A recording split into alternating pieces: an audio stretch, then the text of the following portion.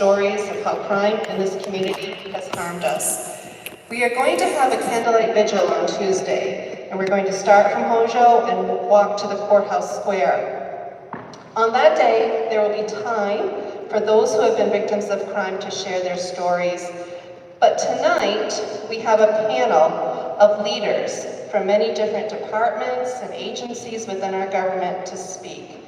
We need to hear from these individuals, so I would ask that we refrain from taking the time to share personal stories or complaints, and let's focus on hearing what these people have to say in regard to our questions. If I could, I would ask you as the audience to respond to a return to quiet should conversation or side conversations become too loud or difficult for people to hear. And I will ask the panel to pause and ask the audience to return to quiet in a countdown from 5 like we did to start. Unfortunately, if it becomes too loud, the panel will not be able to respond and they will have to simply leave the meeting, and we do not want that. So the procedure for this evening will be as follows. In a moment, I will hand the microphone over and ask each individual at the table to introduce themselves and their role and to share maybe a 1-minute introductory remark. Then we have about 5 general questions to start the conversation. And not every panel member is expected or asked to answer every question, only if it pertains to them or they have information to share. And then we will open up for questions to the audience, but please only ask questions. I don't want to have to interrupt anyone, and I ask that you respect the format. We want the bulk of the time we have together to hear our leaders in response to those questions. At the end, we will have our community leaders offer a closing remark and possibly some next steps. We thank these community leaders for coming to this event on such short notice. We also want to recognize a special guest. This young man has been through a lot this week. He may be a victim of violence, but there's a chance that he can be a hero for change. Ladies and gentlemen, please allow me to introduce Liam Donaldson and his family.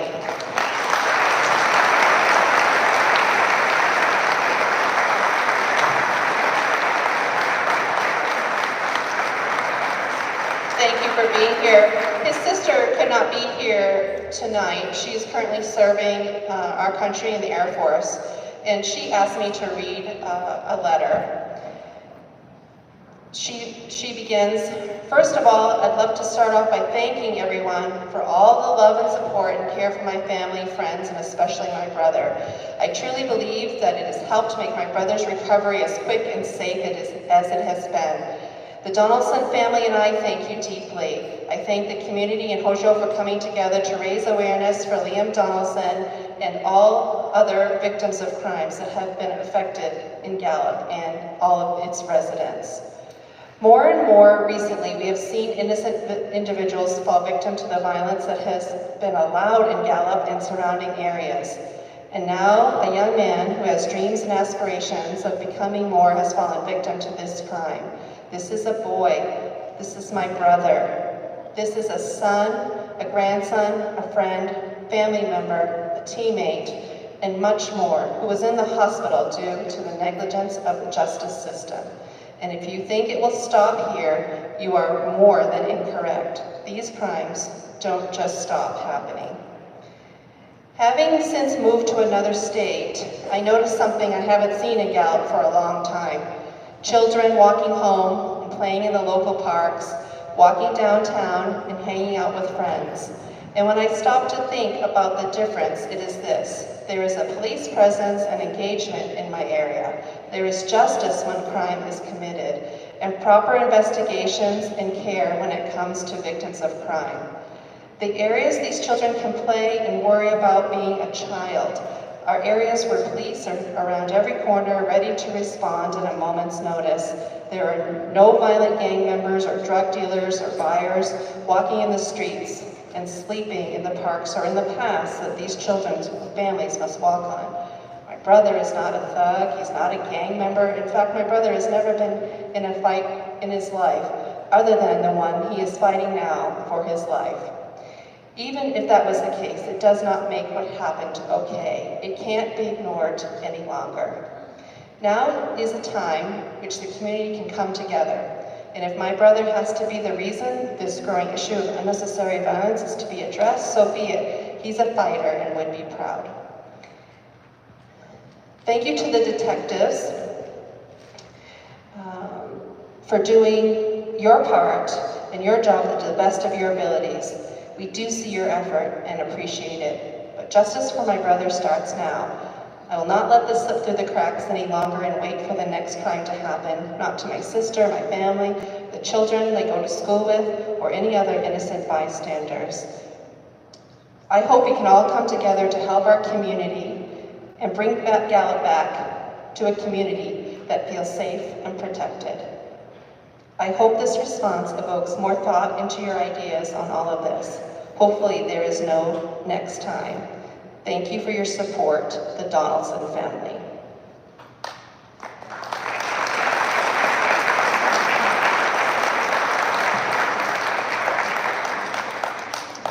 Okay, so at this time, I am going to pass the microphone down the table, and again, I would ask each of our community leaders to please introduce yourself and your role, and maybe offer 1 minute or so opening remark. Yat a Erin Tolina Pablo Yanisha na Kadida and the Shlan Twitty Bushishi, the Bethlehem Deshache, Kiana Deshanella. I am Erin Tolina Pablo, and I'm the police chief for the Gallup Police Department.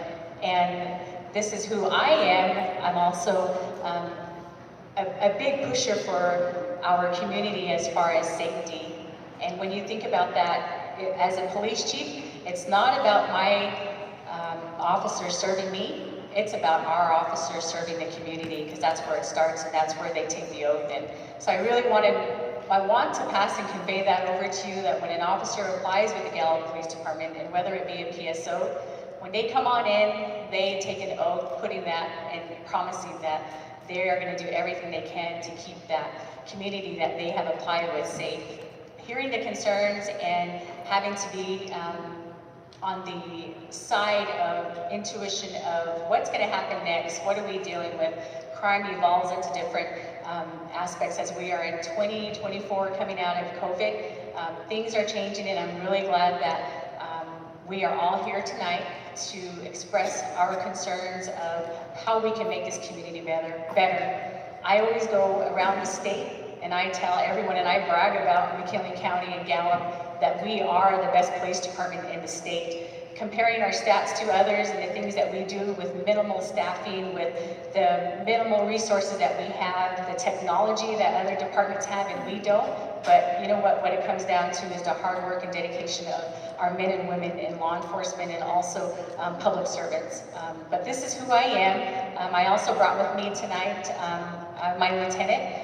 My deputy chief couldn't be here tonight, Billy Padovich. He is on deserved vacation, that is much needed, but I'll give the mic over to Lieutenant Anthony Sisua.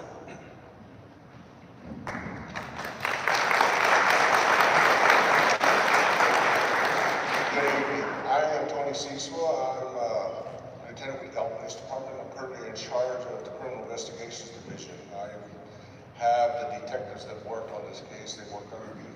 And I can say that we work hard. Our guys work endless hours. I can't stress that enough. We have a job, a very hard job, and but we keep going. We do the best job we can. I'm originally from Zuni Pueblo, born and raised there. I've been in law enforcement for 35 years now. I've been with the Gallup Police Department about 20 years. And my background, I've been a detective for about 25 years. So this is a job that I like. This is a calling. This is something that, this is something that it chose me. I really didn't choose this job. I'm glad to be here, and we're here to serve you. We're here to serve the people. Thank you.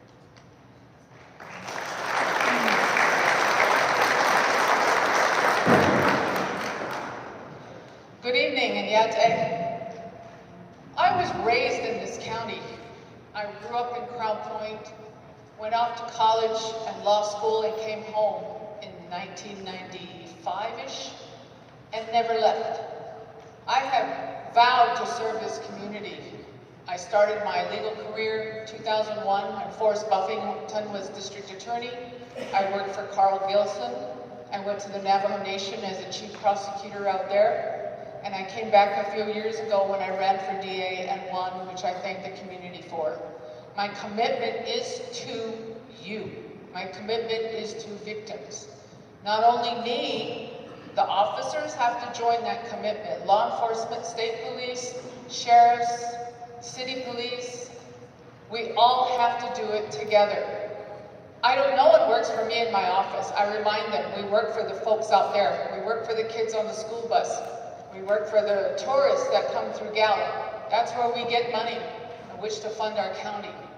So from that standpoint, I do my work for you, for the people, for our children, for our elders, tourists.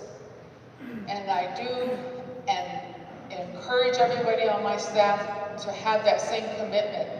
With that, we have been doing very well, which I'll talk about later. I just want to introduce myself. Yeah, David.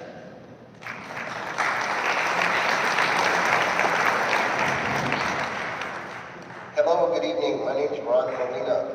I'm city councilor in Gallup. I am not from Gallup. My wife and I moved to Gallup 40 years ago.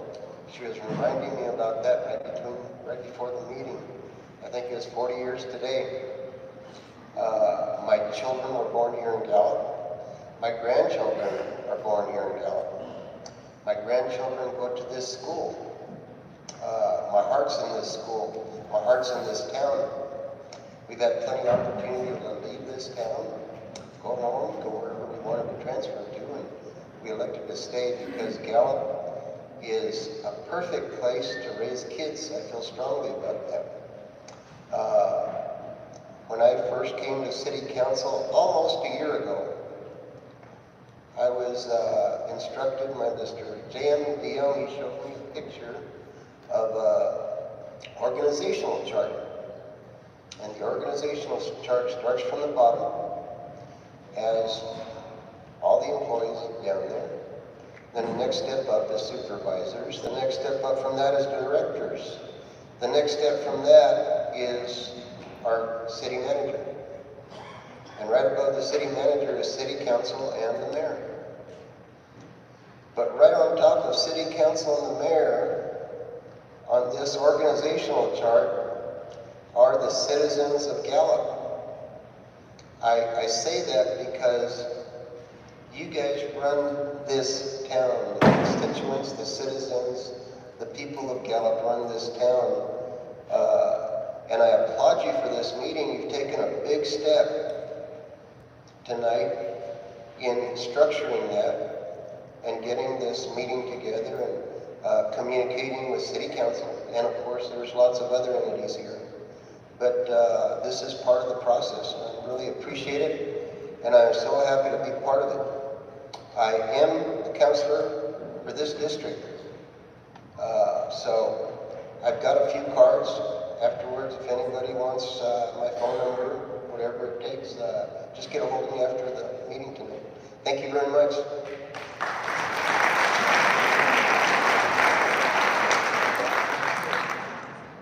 My name is Louis Bonaguidi, and I am the mayor of this fair city. And my background is, I'm a lifelong resident of Gallup. I was born here. I grew up here. I have 3 kids here, adult kids. They're in business in Gallup. They stayed because they love Gallup. In fact, I have 2 grandchildren that go to school in the school. I have 1 in Rehoboth, and I have 2 of them basically in Mayamura.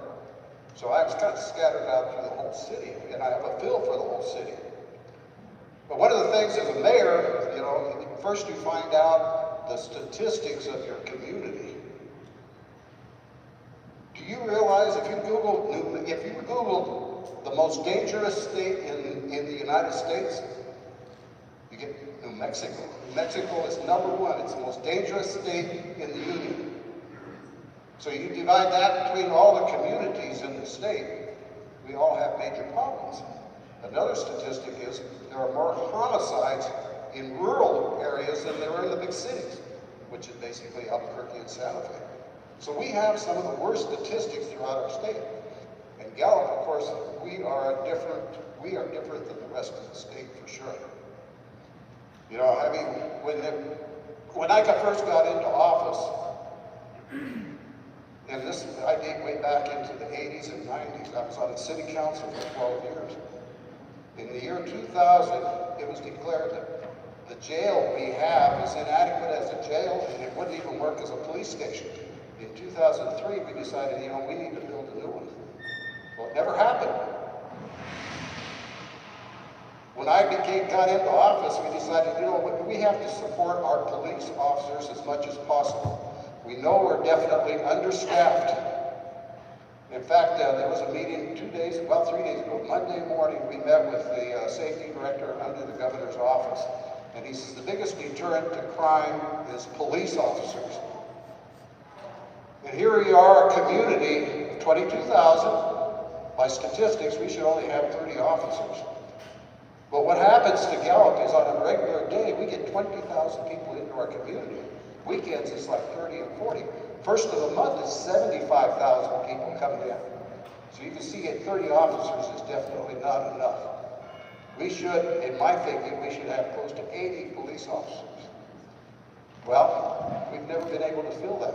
Right now, we're sitting at 52 officers, if I remember right. Okay, we're allotted for 61 officers, we're 13 down.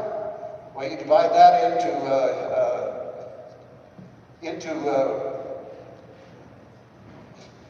find the right word for it here, have a senior moment real quick.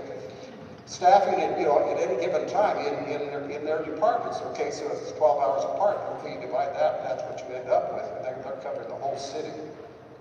So we're pushing real hard. The governor, in fact, has given us, about 500,000, Chief, how much money did she give us? Retention and recruitment. 500,000 to retain as many officers as we can and to recruit as many as we could. As a city council, I mean, we know that our situation is that we're understaffed. And so we work hard at basically trying to provide them with the best equipment that we can possibly get. And we are finishing the police building probably in the next few months, which cost us $25 million, which our council has raised in the past 5 years. Anyway, I'll pass this on. I don't want to take, I think I've taken up my 2 minutes. So I'll pass this on to Linda Garcia. I'll only take a minute.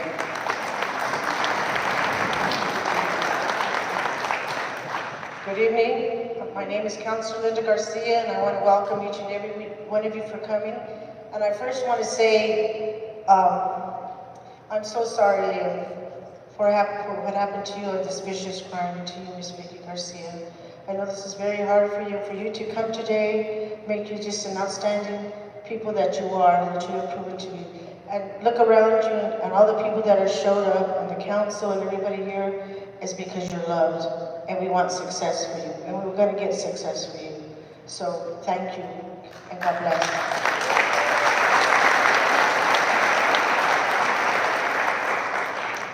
I became a counselor, first of all, because of the crime in Gallup. And this is my 3rd term, so I'm going on 12 years, and we're still fighting crime in Gallup. And crime has gone up, yes, it has gone up. But we have other ways of helping the police department, fire department, whatever agency where they work diligently, they work hard for our city because a lot of them are from here. Just like myself, I'm a mother, a grandmother, a great-grandmother, lived here all my life, and I want the best in Gallup. I don't want to be a statistics. They say, well, Albuquerque is this is this. I don't care. I care about Gallup. And I want to do something now for Gallup, and we need to, and you coming out today by numbers makes a big difference. If you were to come today, this probably would have just went under the rug and nothing would have been done. I mean, legally, yes, the police department, our district attorney, everybody that would have to, but by doing something like this, we will get something done in a positive way. So again, Liam, you have already changed so many things in just a short time. And I thank you for that as well as anybody else. And we as a mayor and council, we will make sure with our police department, our fire department, all our other departments, to make sure that we have a safe Gallup. And I'll continue on with my other remarks later on. Thank you.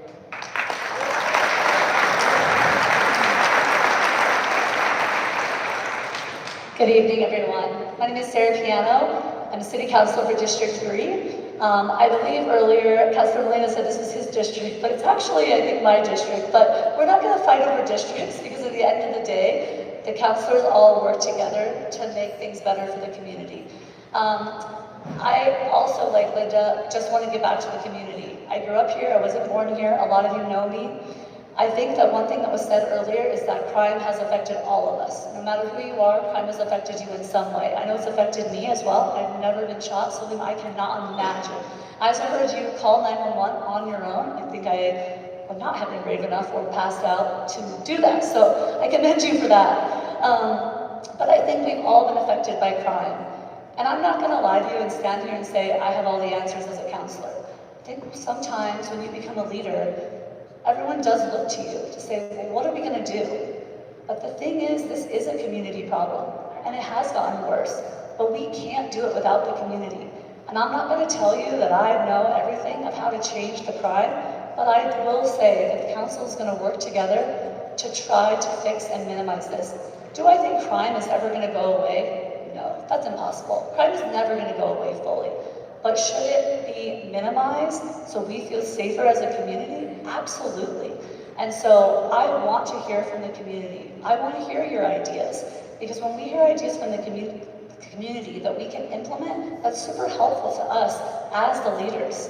So please know that you should reach out to us. And thank you for being here because it shows how much this community wants change. And I really appreciate that. So thank you for being here.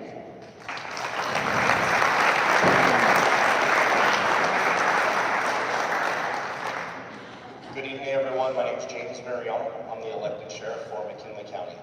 I have 41 brave men and women that serve underneath of me to service 5,500 square miles of McKinley County and take care of 50,000 residents that live outside the city limits. But the reason that I'm here today is to tell you that what resources I have, I am willing to commit to work with the chief and the New Mexico State Police to solve the issues that are going on in this city.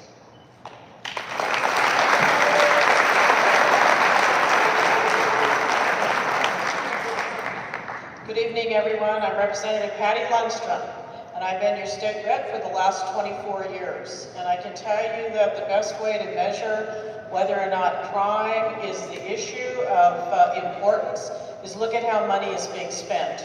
When you look at local government budgets and you look at state budgets, the easiest way to tell what priorities for local elected officials and state officials are is look at how they plan to spend their money. So I think that's question one. That's question one for a state legislature, for the governor, for the county, and for the city, and for the Navajo Nation, and the Zuni Pueblo. How is money being allocated in terms of crime and law enforcement? I know what I've done for the last 24 years, and I know the kinds of projects that I've worked on, and I can tell you that it ranges from the very first grant program I ever worked on was the Narcotics Task Force in 1985. We've done capital outlay for this public safety building that the mayor's talked about, police cars for the city of Gallup. We've done drug dogs for McKinley County Sheriff's Department. I've got a whole list of those kinds of things because we're all trying to pull together on this. But I can tell you, the older I get, the less tolerant of this I get. I mean, it's time that we do something about this in a way that it's not warm and fuzzy anymore. Now, I may get booed out of this room today, but I'm going to tell you it's time that we get serious. I have an office that's downtown, and there's not a day that goes by that we don't have an issue.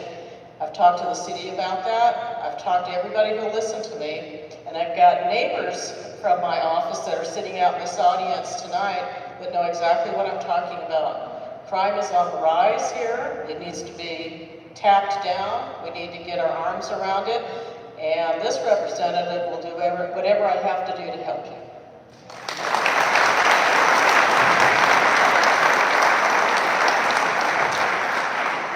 Good evening, everyone. I am Doreen Wanda Johnson, your state representative for House District 5. which entails East Gallup, McKinley, and San Juan counties. I represent 15 chapters. This is my 5th term and my 10th year. I am the chairwoman of Interim Indian Affairs Committee, and I'm also the chair of state government elections and Indian Affairs. And I have both experiences. I live in the city of Gallup, and I also live on the Navajo Reservation on weekends. So I have the rural experience. And I've also lived throughout the United States. I've lived in Gilbert, Arizona, I've lived in Bismarck, North Dakota, and I lived in Washington, D.C. And crime knows no boundaries.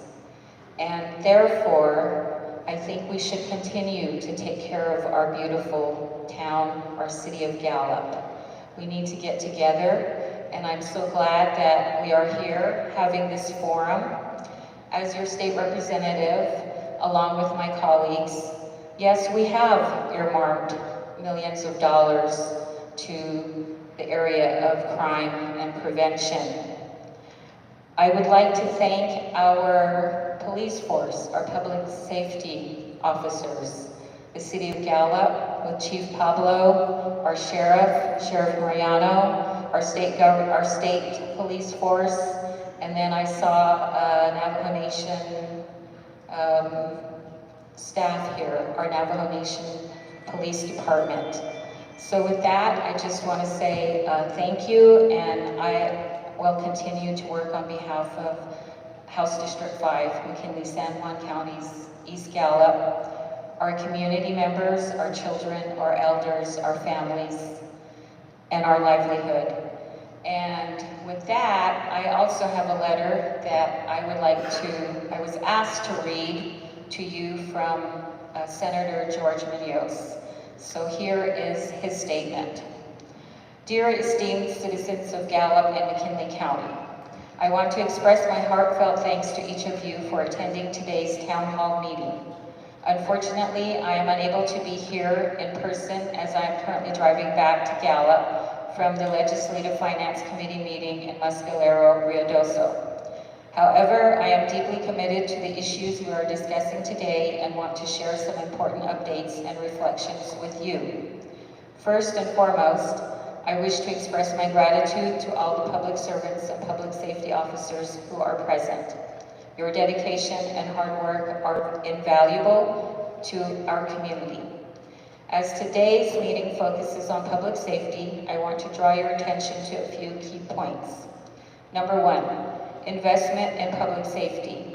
Over the past 5 years, the state has made substantial non-recurring general fund investments in public safety, totaling over $400 million. These funds have been directed towards various critical areas, including treatment programs, enhancing the efficiency and certainty of justice through recruitment and retention grants for public safety officers, and addressing the needs of victims and communities. Number 2, challenges with vacancy rates. Despite these significant investments and increases in state agency budgets, many public safety agencies continue to struggle with high vacancy rates. This issue persists at the state level, impacting our ability to effectively respond to and manage public safety concerns. Number 3, utilization of treatment courts. Our treatment courts, which are a vital tool in addressing substance abuse, are currently operating at around 70% capacity, and their utilization has decreased in recent years. To better address substance abuse challenges, it is essential that we maximize the use of these courts. This is a matter that requires proactive action from our district attorney and the judicial system. Number 4, local responsibility. It is important to recognize that staffing our local public safety institutions and ensuring that officers are present on the streets falls under the jurisdiction of local officials, including Gallup's mayor and city council. While the state can provide support and resources, the hiring practices and operational management of local police departments are within the purview of local governance. The safety and well-being of our community are of utmost importance to me, and I am committed to continuing our efforts to enhance our public safety system. I appreciate your engagement and dedication to these critical issues. Thank you once again for your participation and your unwavering commitment to the betterment of our community. Sincerely, George Munoz.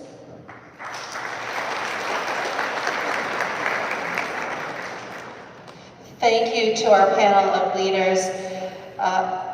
In order for us to see if we're all on the same page as far as how we would evaluate the level of crime in our community or the level of safety, we are a school, so I'd ask each of our panelists to give Gallup a grade in that regard. A, B, C, D, F, just like we have to do for our students. What would you give Gallup as a grade in regard to safety and crime?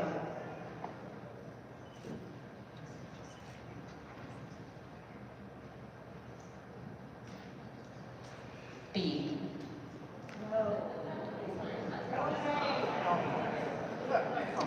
I give it a C, and it's time for an individualized corrective plan. I'm not going to answer the question because I think it's up to you folks to give us that grade. I think that's what we're here for today. I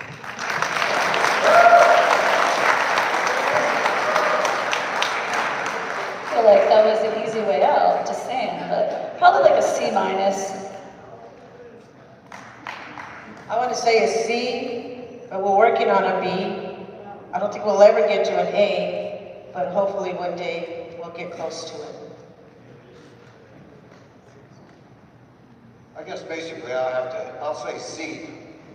I mean, because we definitely, I mean, we see people walking in neighborhoods of Indian Hills, Mossman, Stagecoach, Meadmore. So, but there are different areas that, like every other city, there's areas that you shouldn't be walking into, for sure. And I won't name those, but anyway, I graded a C. That's a tough one. It reminds me of school when I was in school many years ago. I don't think I can grade it because there's too many variables. But I will say something, in the short time I've been there, and the group of people I work with, we are trying like heck. I agree that there are many variables that not all of us have control over. So everyone has a figure in the pot, but I'm with the sheriff that grading should come from the community. You know, I would say that we're at a C, but A for effort. We got some dedicated people that are working there that are truly trying their hardest to combat crime, to work with the people. So I would say A for effort, but we're limited. As the district attorney said, there's a lot of things that limited us. Some of it is funding, some of it is just resources.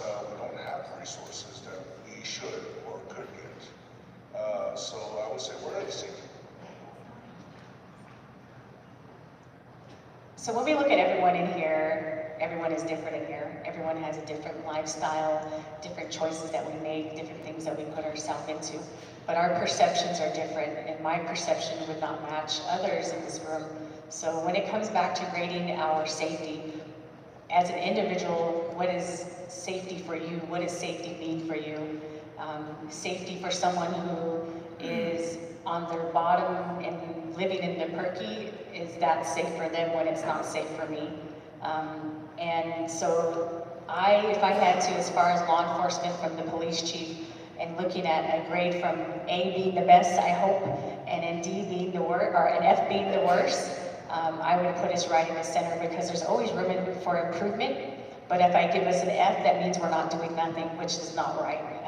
There's a lot of people in this community that are doing a lot to help in this safety of our community and the people who come to visit. Thank you. And as our sheriff has mentioned, it was my plan to poll the audience. If you believe Gallup deserves an A for safety, please raise your hand. If it deserves, if you would vote, if you would give Gallup an A for safety, raise your hand. If you give it a B, raise your hand.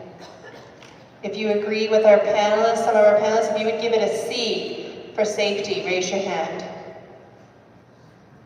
Thank you. If you would give it a D, raise your hand. If you would give it an F, raise your hand. Thank you everyone for participating in that exercise. I think it's helpful to understand where we're all coming from and how we would evaluate the current situation.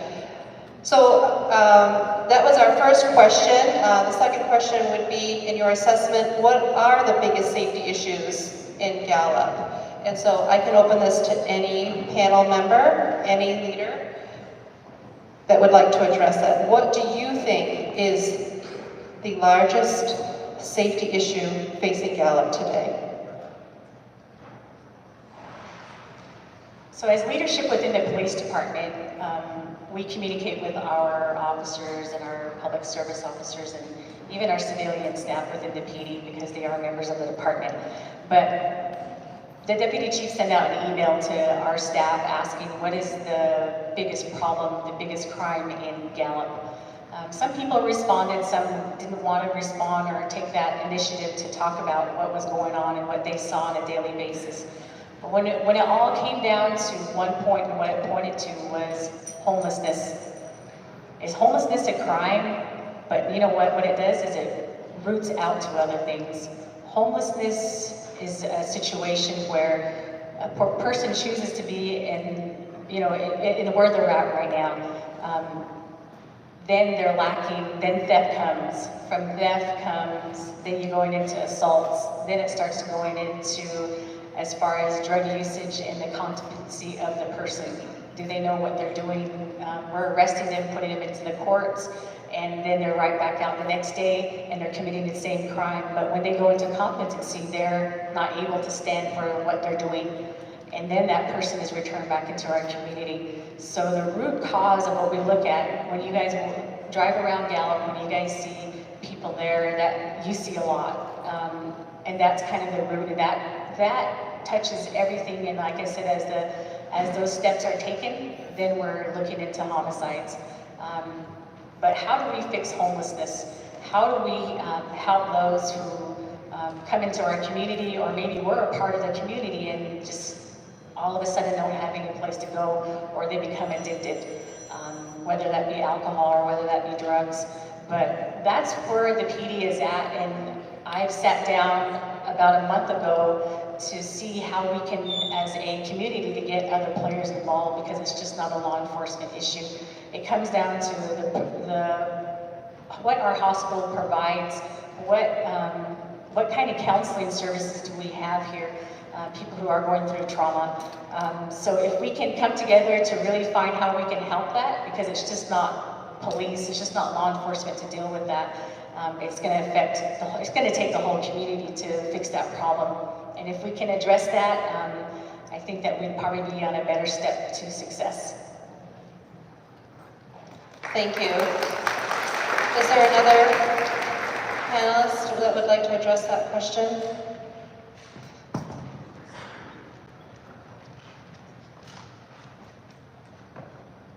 I think part of the issue is that there is definitely a need for more resources for those that are out in the field. And case in point for me, a couple years ago, my neighbor was murdered, and the person that murdered her then killed himself. I can tell you that I called the police every chance I could get to make sure that this person could be protected. But it involved drugs, it involved alcohol, and what I could see is that the local police simply needed more resources. Didn't matter how many times they'd haul this guy in, he would be right back out, and within a couple of years, he actually murdered my neighbor. So I'm a little bit more concerned about these more dangerous kinds of things. I think that we need to have some focus on that, and it needs to be a systemic approach. I don't think it can be any one thing. As I told the governor's staff the other day, we need to lift all boats, and I think that when we're looking at that, that's everybody that's involved inside the system. from the DA's office to the police, to the jailers, to the counselors, and so forth. But I don't see that kind of coordination right now. It's very siloed.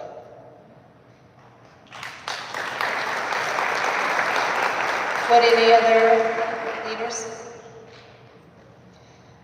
I think there's multifaceted things happening, but I think one of the things that's a real struggle is repeat offenders. I think we do need to work together to figure out how to keep people accountable. One of the things I hear a lot from community members is there's not accountability, and this isn't to blame any one department. We need to work together. But if people are getting out, they're committing a crime, they're getting out, committing a crime, they're getting a DUI, they're getting another one, this is not keeping them accountable. There are some reasons, but like we need to work together to figure out a solution to that. Because, you know, just as this school knows, if a kid gets in trouble, they're probably held accountable, right? They go to the principal, something happens. So people that are committing crimes do need to be held accountable, and we as a team with law enforcement, the DA's office, the council, need to work together to figure out how are we making that happen, and how are we not having repeat offenders. The first time you commit a crime, you shouldn't be getting back out.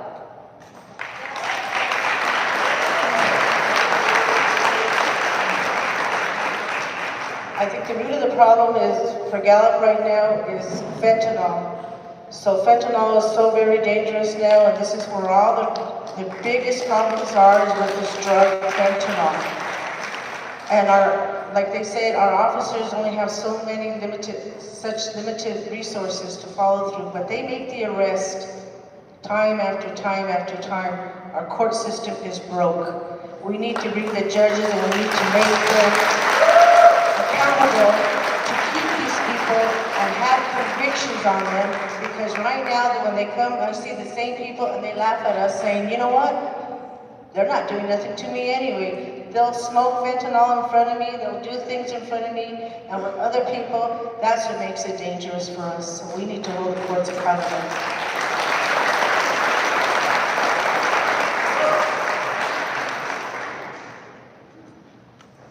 I think that we need, one of the resources that we need to enhance is technology and innovation surrounding surveillance, such as utilizing advanced surveillance technology, including camera systems, license plates readers to monitor the high crime areas and activity, especially the DWI task force. I believe that we currently have a multi-agency task force that addresses the DWI checkpoints, but I think we need to understand why we continue to have an individual who goes from a second DWI to an 11th one and a 13th one until there's a fatality. And then, in addition to the holistic approach, is we need to add housing first. If an individual doesn't have a foundation or a place to call home, there is no livelihood. So that is one of the areas that we need to include.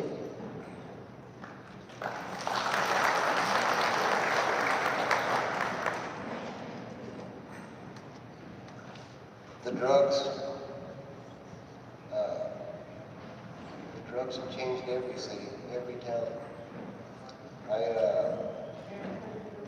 Can't hear me, I'm sorry. The drugs have changed everything for most communities. I've always used people, communication with people, to learn and figure things out. A lot of times I'm not able to figure things out on my own, and this communication with people makes all the difference in the world. Tonight is a fine example, this communication here. I called a friend of mine earlier this week and asked him, what do we do about these drugs, crime and drugs hand in hand?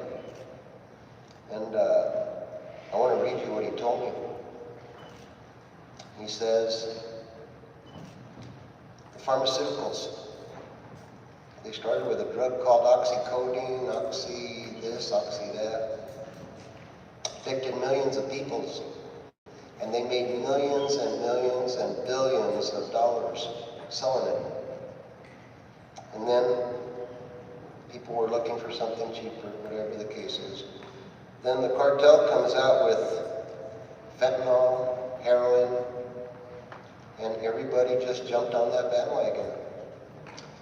The basis of this story, it's turned into a big fungus. It's growing and growing and growing. One of my tools is communication. It works well. And so that's the bug I want to put in everybody's ear. We can only talk about it so much, but this tonight is just a remarkable thing for me. And I appreciate it.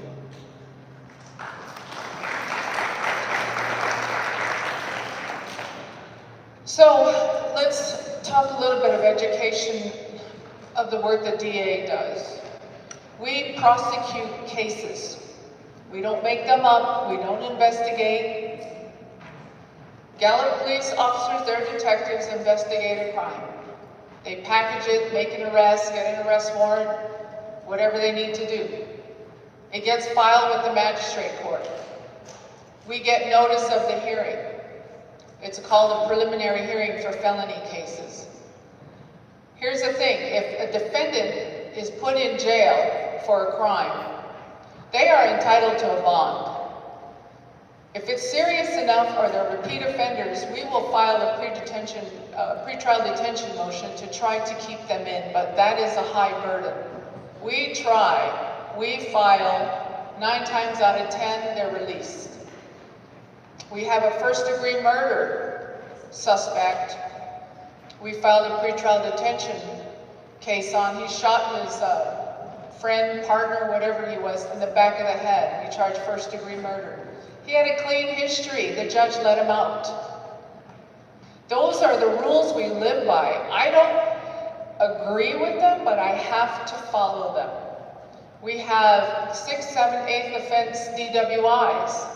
Many get dismissed because the police officer doesn't show up for their preliminary hearing.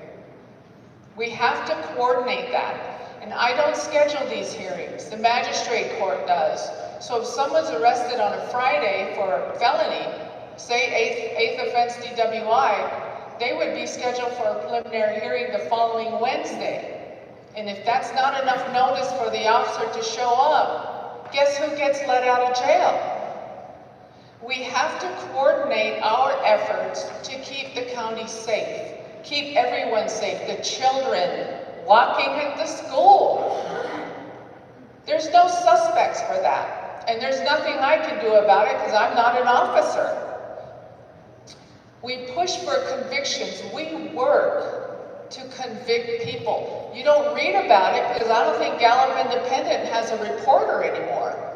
I don't have the money for a public information officer.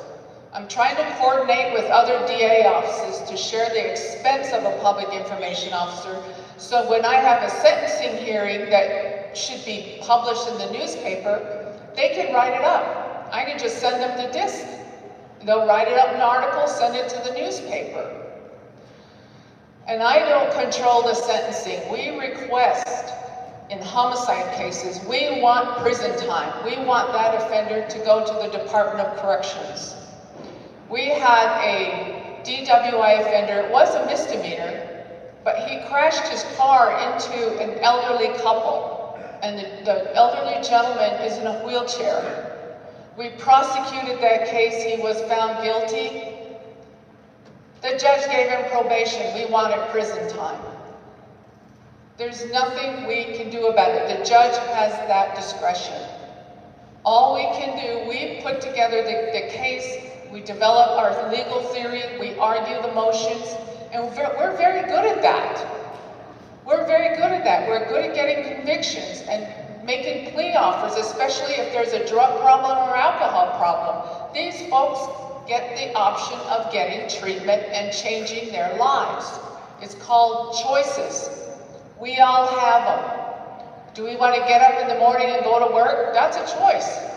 Do I want to take a lunch and not do my work that's due at 1 o'clock? That's a choice. We give these defendants an opportunity to make some change in their lives, but you know what? I can't run their lives either. So the variables we're talking about, the big problem is homelessness. And I think most of the Navajo folks, maybe all Native folks, will agree, nobody's really homeless. We're from somewhere. We have clans. We need to go talk these folks to go home. They don't want to haul water. They don't want to chop wood. But they don't need to be on the streets of Gallup wreaking havoc, getting high on drugs, beating people up for their backpack or their little wallet, retail crimes, this little dollar store. I prosecute every case that comes from that little dollar store down the road. One right here across Lauderberger. And they get trespass orders. I mean, we do everything we can to guide these offenders, but they reoffend and we just re-prosecute. We have a woman, young woman, early 20s, she's got 3 DWIs pending. 3. Gets out, commits another crime. Gets out, commits another crime. We try to keep her in custody. But there's a system that the legislature put through. It has to do with pre-sentence, what is it called? PSAs. They do an assessment on every person who gets arrested for a crime and their pre-sentencing assessment. And the court staff analyzes that person's history and makes a recommendation to the judge. 9.9%, 9.9 times out of 10, they are released. The legislature is where a lot of these issues should go. Penalties. We want our DWIs filed in the magistrate court. A bunch go to city. I don't know what their dismissal rate is. I understand there is a pretty good dismissal rate in the municipal court. We fight in the magistrate and the district court to get convictions for DWI offenders. Because you know what? The next time there could be a homicide. And we have a homicide case, 2 deaths. We want prison time. We want to get prison time, and we work with probation and parole office to prepare pre-sentence reports. They get to analyze that offender's history. I don't do that. We ask for, okay, 2nd degree homicide by vehicle, 15 years. We want 15 years. We might get 3 or 4. And if it's not a violent offense, they only have to do half that time. I feel for you, I work for you, I want these offenders held accountable, but it's not up to me. It's up to a judge, whether it's in the magistrate court or the district court. And ethically, I can't say bad things about them, and I'm not going to do that. But we push hard to get meaningful sentences for these offenders. If I really want those felony offenders filed again, but if the officers will show up, we will file. If they don't show up, we have to dismiss. I hope that gives you an understanding of where I come from. We all work long hours, it's stressful. We have an excellent staff. We have more legal assistance now so that the work can get done quicker and faster. And we're in court every day. Every day. And then we work for you, like I say. We work for you, the kids on the school bus, the elders, the tourists. We have a witness from Texas who's a victim of crime here.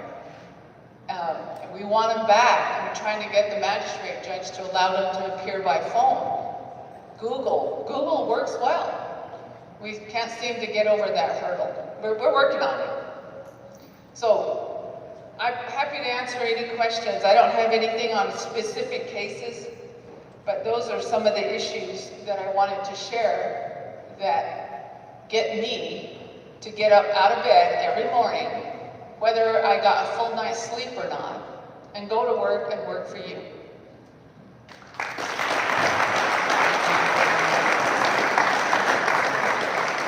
One question, I have one more question and then we'll turn it over to the audience for some questions. When the situation happened with Liam Donaldson, there was nothing in the newspaper. There was nothing on Facebook. but there was nothing anywhere that told us about the incident. After this incident, in speaking with other people, I was informed that there were other incidents of gun violence in their neighborhoods. In fact, another Hojo student 2 nights ago had to run inside as there was a drive-by shooting with 10 shots being fired into the parking lot where he lives. So I think our community would like to know whose responsibility is it to inform the community about these problems so that people can protect themselves and their families, and also aid in helping to solve some of these crimes. Does someone have a response to that?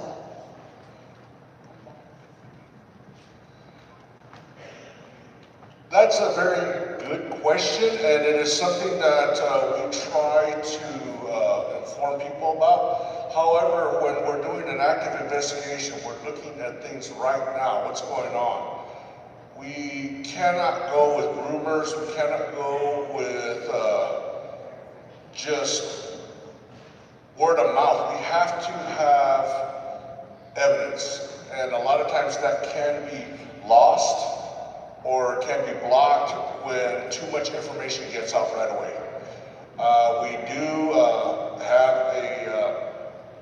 We do have media releases. We do that through Facebook. A lot of times, a lot of people see that. We do that as often as we can. We try to keep the public informed. However, like I said, an active investigation, things that's going on right now, a lot of times we can't just release things. We can't just sit there and say, boom, this is what's going on.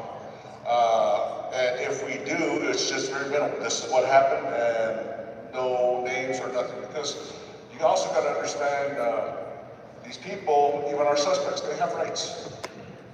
When they're accused of a crime, we have to get evidence to prove that case in court.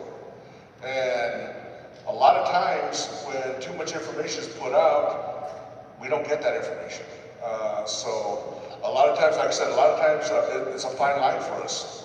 Oftentimes, when major crimes happen, we're meeting with the deputy chief, meeting with the chief.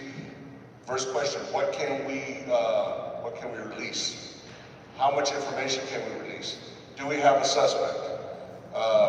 What exactly happened? So those are the things that we talk about, especially when we talk about suspects. Do we have a suspect? Yes. Do we have enough to make a charge? No. And I can tell you, if we don't have enough to charge a person, we're not going to release the name, we're not going to release a lot of stuff, because these people also have rights, just like you guys do. If somebody accuses you of a crime, you have a right to confront your accuser. You have a right to sit there and say, what evidence do you have against me for what you're saying I'm doing? They have that right, you have the right, everybody has the right. We have to abide by state law. We have to abide by federal law. We also have to abide by state ordinances. Those laws are put in place not only for you, but also for them and everybody. So we have to sit there and look at things before we just let everything out. I just want to answer the second part of your question there. You said whose responsibility is it to communicate to the public? It is the law enforcement's position on that. As you know, that we have incidents where we do have active shooters, there's active threats. I believe we had about a month ago a shooting that possibly happened, and the active shooter was going into the mall. That information went out. This incident, when it was discussed and passed along through the chain of command, up to me, I don't have a public information officer, I'm it.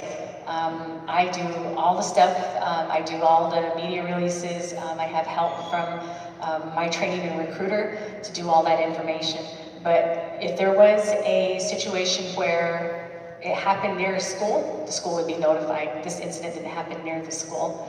And when you look at, as far as the time frame of the incident, you know, we look at that. If there was a threat to the school, the detectives and the law enforcement officers would be at the school the very next day assessing that, and we have done that. But that's kind of how, as far as, I guess that question was geared toward the Gallup Police Department, and those are our responses to that. Okay, now we'd like to open it up to our to everyone here in the audience, again, I would ask that you keep your remarks to questions so that the bulk of the time that we have, we can hear responses to your questions. So there's a mic on this side and a mic on this side. So if you have a question, please stand and state your name and ask your question. So they have to be questions? Well, not a story. We want them to address whatever your concern is. Okay, so my name is Elizabeth Munoz Hamilton. I think the police, the state police, and the sheriff's department are all doing a great job. They're really trying. But the problem that we have is that we have elected judges who don't uphold the law. We have elected state reps, state senators, and district attorneys, and governor, and the attorney general, who have changed laws in New Mexico, and they have allowed all of this crime to happen in our states. So my question is, why can't we, as the people, vote them out? Because we keep going through the same recycling of state attorneys, governors, everybody. Until we, as the people, stand up and take our position, it's the government's responsibility to protect us. And they're not doing that. I have taken my concealed carry class now because I'm afraid. I'm afraid to go in Safeway at night. I'm afraid to go in Walmart at night. We have to find out who the judges are that are letting these people go, hold their feet to the fire, and get them out of office. The same thing with the district attorneys, the same thing with the state senators. And I'm mad. I'm not taking it anymore. You know, we have to protect ourselves, our kids, our family. We have a safe community. We don't have a safe community anymore. So, open borders is another thing. They've let in all these cartel members. We don't know who's coming through our borders. They've opened it up. We have fentanyl in our community. My husband's business was broken into. The DA let the people go. They stole vehicles. The judge let the people go. They stole vehicles. They broke up the businesses. And I have a business. My car was stolen from my house. My son's house was broken into. I mean, this is ridiculous. This is not the Gallup that we want as a community. Thank you, Mrs. Hamilton. Is there any response from the panel? If not, we'll move on to the next question. Something I would suggest as we're going through this meeting and there's people that have comments and questions and things like that, is to keep it from turning into this like a big airing of grievances. What you might think about doing is we need a whiteboard with some action items and put people's names by each of the action items. And then maybe we have another meeting in another 6 months or so and see where we're at with these action items. As has been pointed out, our main recourse as citizens here is with our vote. And it's important because what happens is this is an important issue right now, and in 6 months it may or may not be forgotten.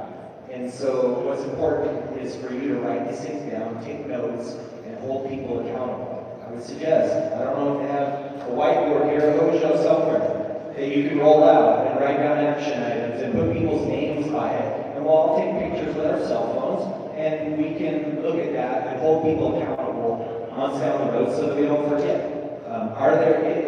If we don't take action and create action items here, this meeting is a tremendous waste of time. All of it is a waste of time. And so, please, somewhere, is there something like that? Anywhere, a whiteboard or who's the notes and what are the action items? Could you give your name, sir? What's your name, sir? My name is Chris Mortensen. Mr. Mortensen, I don't believe we have a whiteboard that's not already secured to a wall. So could somebody get Mr. Mortensen a piece of paper? No. No, it needs to be big so that everybody can see it and take pictures So and memorialize it. what Not we- just for me. I'm taking my own notes. Okay, is there someone who would be willing to take notes, and we will take a picture of that and then we will post it on our website or our Facebook page. Anyone here willing to take some notes on action items? At the end, okay, we have a volunteer. Do you have paper? Okay. We do have paper that's not secured to the wall, so we can get you some paper. So we will take those notes down, and then we will put action items. That was the last thing that we were going to do this evening, is to ask everyone for their next steps. And so we'll have each of our panelists give us their next steps. Is there another question?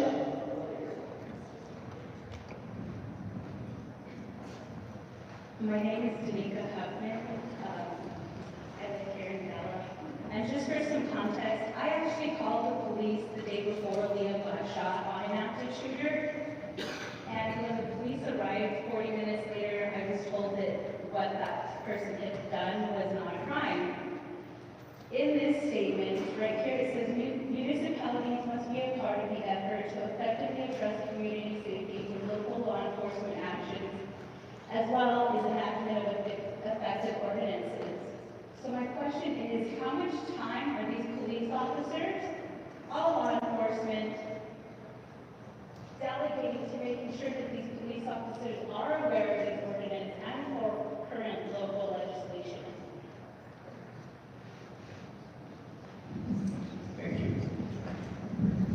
Thank you for your statement there, Ms. Hoffman.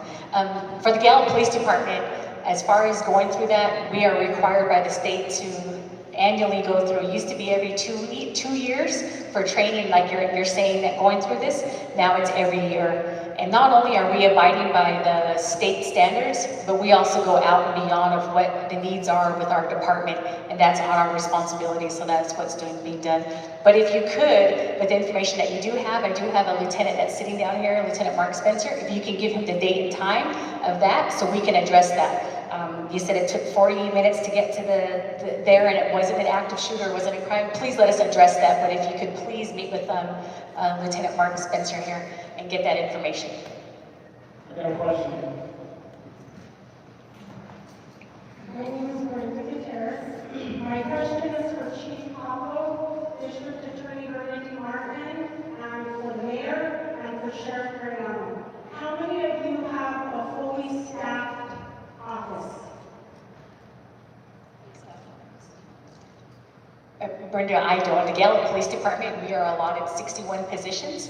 We used to be at 72 at one point, but the prior chief gave up positions for raises. So we're sitting at 61, which is under the amount, but we are down 13, which brings us to 48 officers.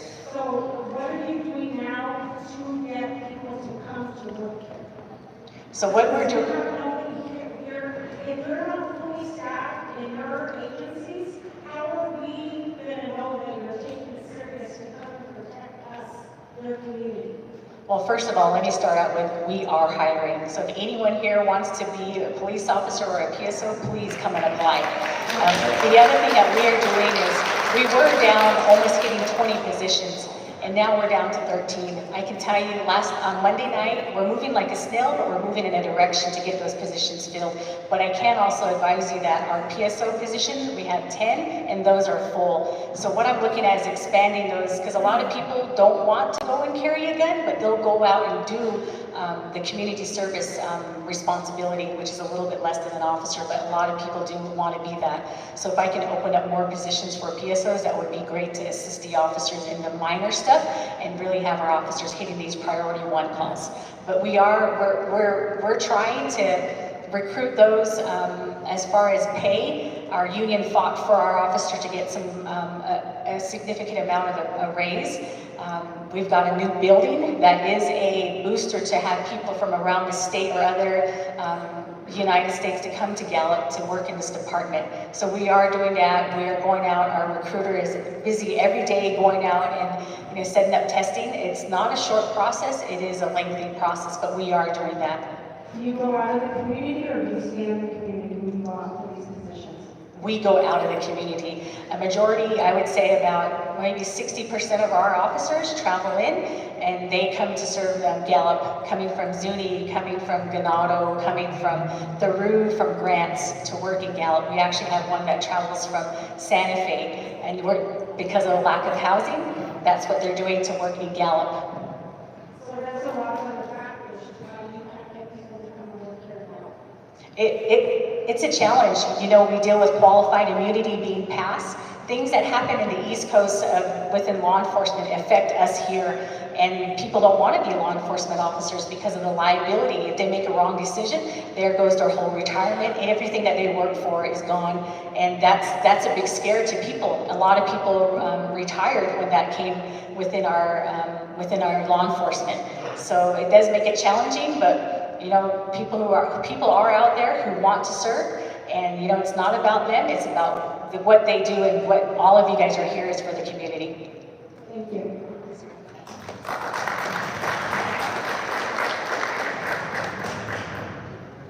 Hi, my name is Lena Harrison, and if homelessness is the issue, what is the people, the city of Gallup, doing to try to prevent things like that?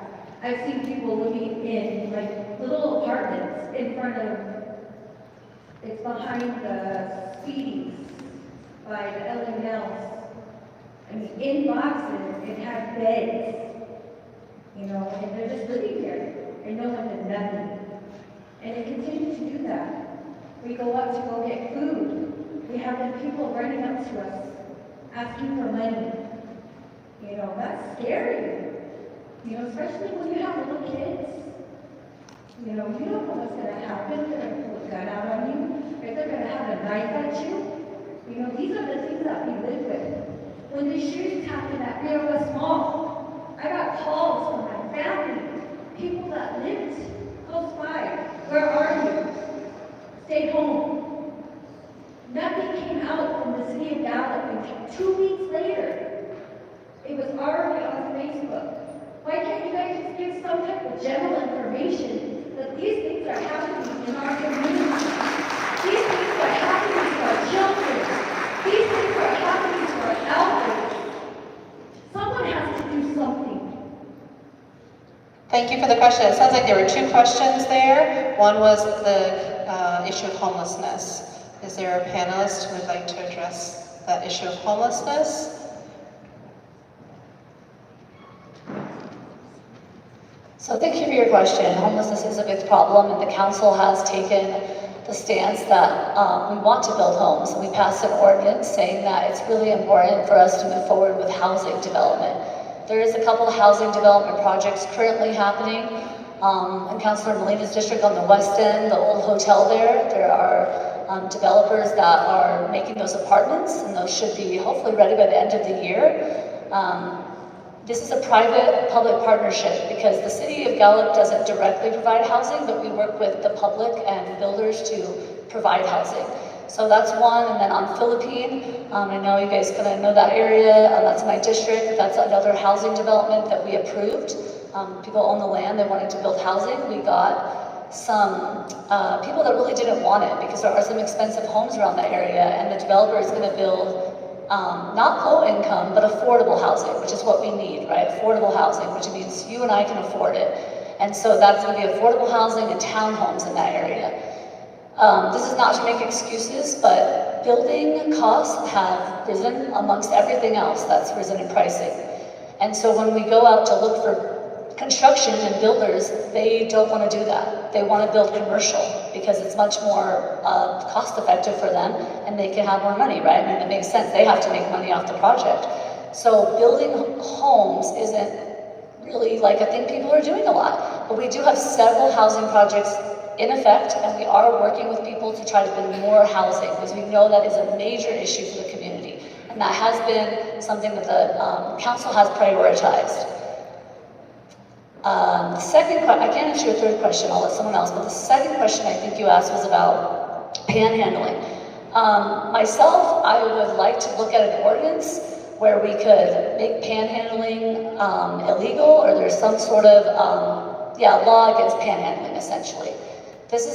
I don't know this has ever been done. I'm in my first term, but I know that in other areas, they have made a law against panhandling. I will be honest, I don't know all the legalities, so we need to talk to our lawyer and see what that could look like, and I want to look at other cities to see what they're doing with panhandling, but I know panhandling has gotten out of control myself, I've experienced that everywhere I go. I get hit up for money. I've had people, I'm in my car and I'm about to drive off and they're like in front of my car. I almost ran them over because I was like, not, they're just there. And I'm like, please, and so I know I live over in Mossman. I go to Albertsons, Walgreens, and every day I get hit up. So I understand that major concern. I don't know the legality, but I would like to look at a law against panhandling, at least in the local municipal city. Because I think that's something each city can do differently. The state representative might know more about that, I'm not sure. And then I'll let someone else answer your third question. As Councilor Panel stated, Gallup Housing Authority has been working on homes just before COVID and just got some approval on 9 homes. 2 at Byron Circle, 5 at Sunshine Canyon, and 2 at Sky City, and he's currently working on some more homes for homes to be built for the city. So we also are working on it with them, with the city. I think our representative, Patty Lundstrom, just said that Santa Fe just passed a law, an ordinance for panhandling, so we can do the same. It's time.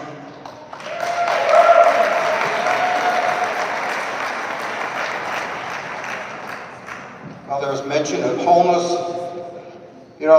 That seems to be like 3 different categories. Why are people homeless? Either mental illness, drug addiction, alcoholism, or if the case is they can't find a job, they're homeless. If they're in that situation, yes, we can help because the housing authority can find a place for them. Mental illness. I mean, we have facilities in Gallup. We've got the Nanajoji Center, and now we have 4 corners basically that address some of those issues, addiction especially. But we try to categorize them all together and say, okay, this is a one-way fix for all of them, and it's not working. It's going to be at 3 different areas that have to be addressed. That's all there is to it. Panhandling, that's been a problem in Gallup for as long as I can remember. But I can also remember one time, I think it was the Chamber of Commerce come up with the idea, let's put signs up that just says, panhandling, just say no. Well, the ACLU come down and says, you take those signs down because that's prejudice. So, okay, what do we do? We know that there's laws for aggressive panhandling, Of course, they got to catch them in the act. That's the other thing. When you don't have enough police officers, and especially if we don't have a foot patrol that's in the right areas at the right time, it's worthless. It's like a few years ago, we tried to pass a law for fireworks. Okay, by the time they get there, everything's up in smoke. There's nothing there. So the situation, we've got to do something. But if there's anybody out here that has ideas, please pass them on to us. Because a lot of times it might be something that we just never thought of. We had an issue downtown, and we had people starting fires in the alley and getting on the roofs at that time. And one gentleman came up and says, why don't we put gates up? We did. It worked. So yeah, if you've got ideas, please pass them on to us. We're racking our brains trying to figure out how we can do these things, and it might be just a simple fix. If you got the idea, please pass it on to us.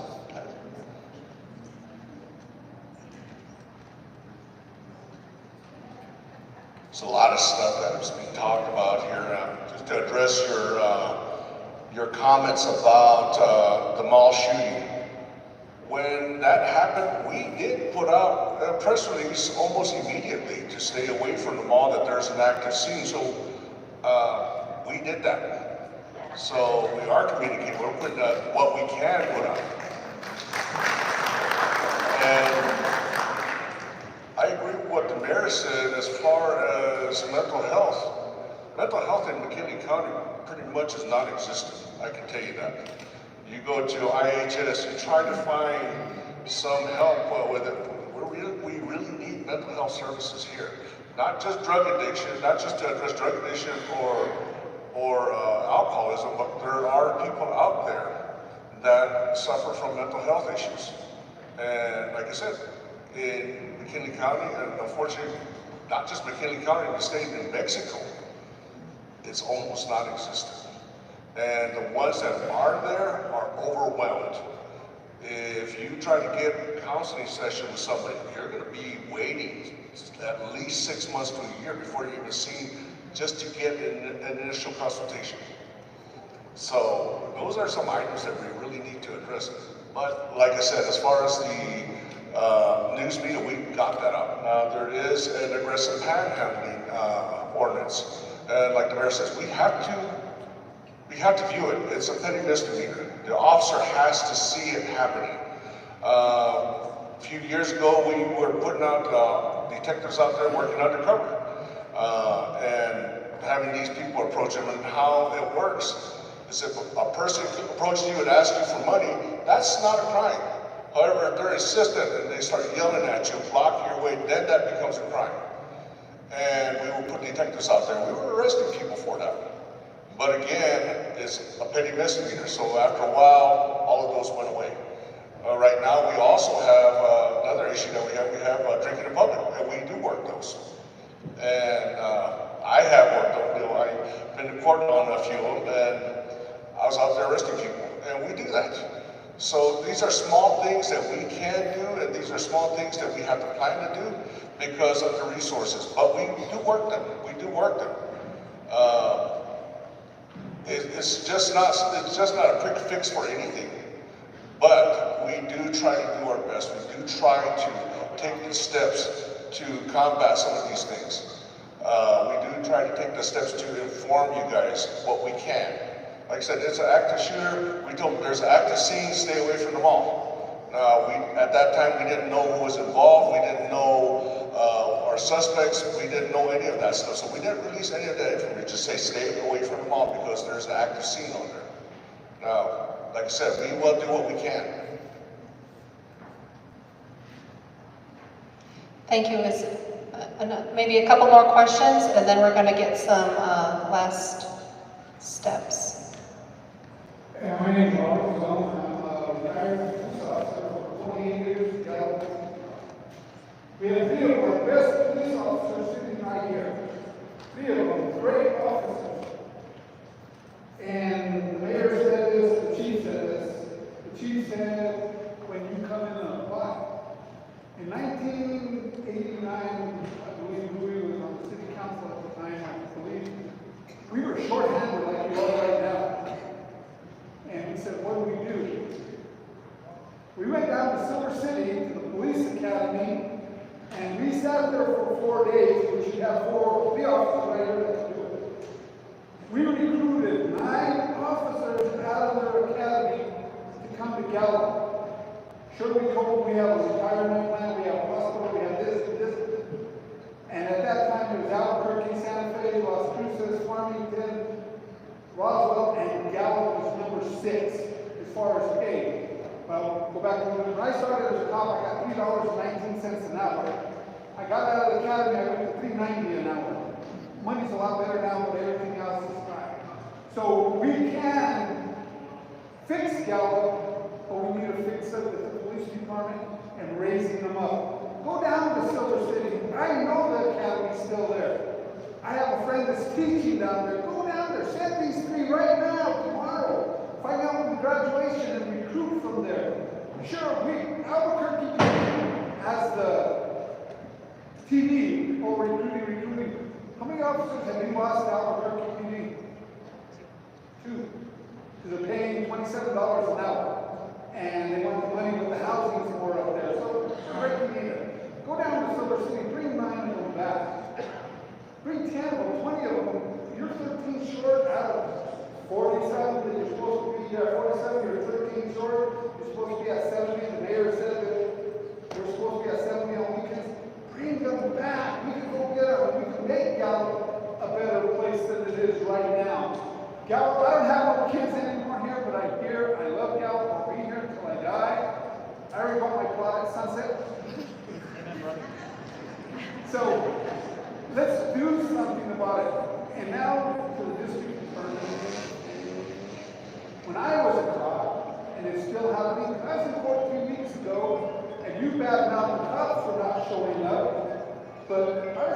few weeks ago with a friend, and there was a police officer walked in, and the district attorney said, come here, let's talk. What did you do? How did you do this? There was no pre-trial conference. That poor police officer was interviewed right there by your district attorney. How can you make a case that way? You can't. You need to see him a week before, 2 days before, a day before, 12 hours before to make that case. So it's not the police, it's your office. And that's shaking your head, yes, you agree with me. Now to the city council.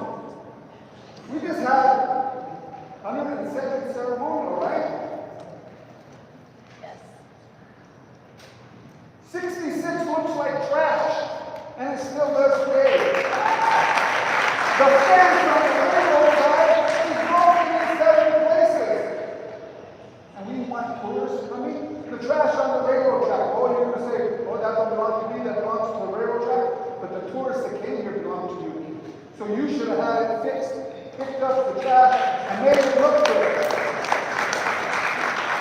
How far are you going to be here next year? What are you planning for a 100-year Route 66 anniversary? Not a damn thing yet. So those are my 3. Police department, you're doing a great job with what you have. Sending connections to the city. District attorney, you need help. And the city council, let's clean our town to bring people back here to make it look nice. Cut the weeds down 66 because that's what the tourists see. You go down 66 right now, it looks like a dump. The fence on the railroad tracks, a dump. You're not going to get the railroad to clean it. The city has to clean it. Thank you for your comments, sir. Maybe 1 or 2 more questions? And if we could, let's direct some of those things to our panel. I know we have good thoughts, but our panel is here to answer to us. I know it's warm in here. Hi, my name is Robert Slogan. I'm a business owner in town and I'm a resident. I have, the mayor was asking for a solution to the panhandling law. Do an loitering law. That will take care of the panhandling.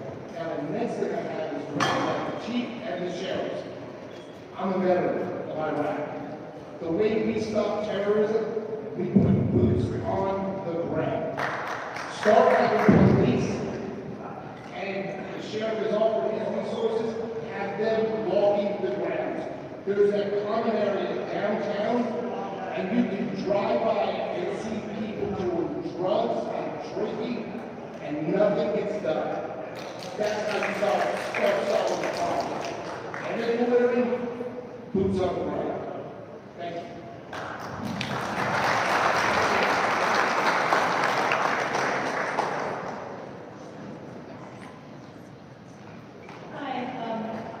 My name is Dr. Connie Liu. I am an OBGYN in this community.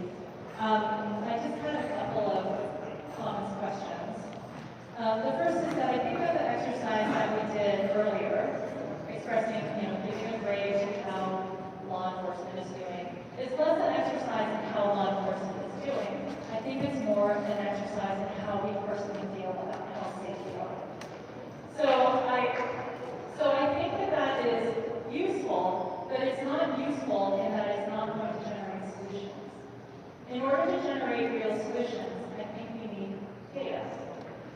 I think that all the solutions that we come up here are not helpful unless they are contextualized in how safe our communities actually are. And I look to our police department to actually provide us with that information because those are the folks I see patrolling the streets and the people who I know that they know the people who are in this community.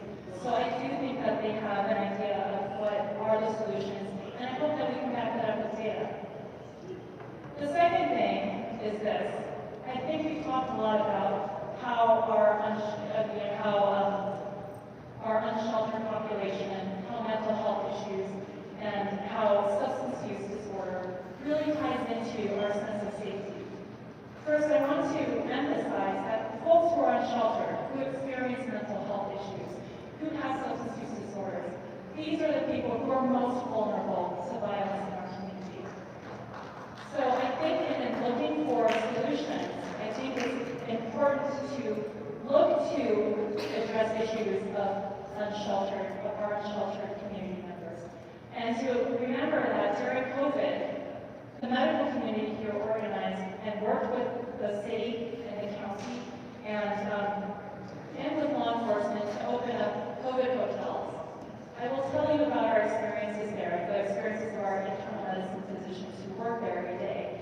Those were the places where unsheltered relatives who had COVID went to isolate. And what we found is that when people had a stable place, they had 3 meals a day, and they had daily contact with people who cared about their well-being, we found that they were finally able to address issues like their mental health issues, their substance use disorder, and many of the health issues that affect them. And for this worked so well that we actually opened a wellness hotel that was for everybody who was for folks who were unsheltered, whether or not they had COVID. Unfortunately, a lot of that funding has gone away. A lot of COVID funding has gone away. The Lexington Hotel, which until very recently was a place for unsheltered relatives to go, has closed. But I think in this conversation, we really need to integrate a public health approach. It would be great to see Deb Martinez standing up there next to Police Chief Tolina and to Sheriff Mariano and to our city and everybody else up there, also talking about these solutions, because all of these things have to work hand in hand.